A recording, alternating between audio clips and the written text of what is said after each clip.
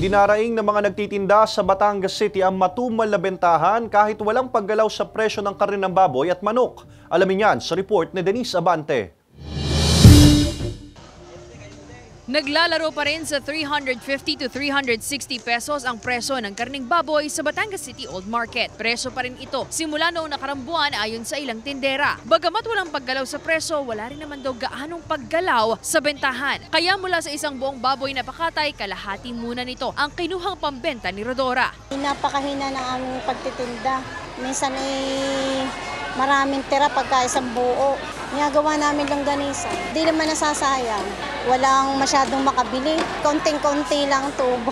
Tingin ni Rodora at ang ilan pa niyang kasamahan sa palengke, malaking epekto ang pabago-bagong panahong nararanasan sa pagtumal ng bentahan. Gayon din ang pag-usbong ng mga convenience store sa labas ng pamilihan na malaking kompetensya sa palengke. Mas mura doon kasi ang tinda nila doon frozen. Kami fresh chicken. Kami ang nagpapakatay niyan. Walang pasok. Pero kahit naman may pasok, medyo matumal pa rin. Hindi katulad ng bilihan dati.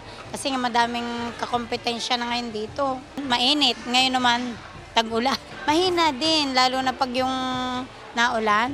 Wala nang napasok ditong mamimili. Sa karne ng manok naman, wala ring paggalaw sa presyo. 220 pesos pa rin ang whole chicken, 230 pesos ang leg quarter at breast, habang 240 pesos sa wings at drumstick. Umaasa ang ilang nagtitinda gaya ni Sunny na sa mga susunod na linggo at buwan, bababa na ang presyo ng karning baboy at manok para tumubo naman daw kahit paano.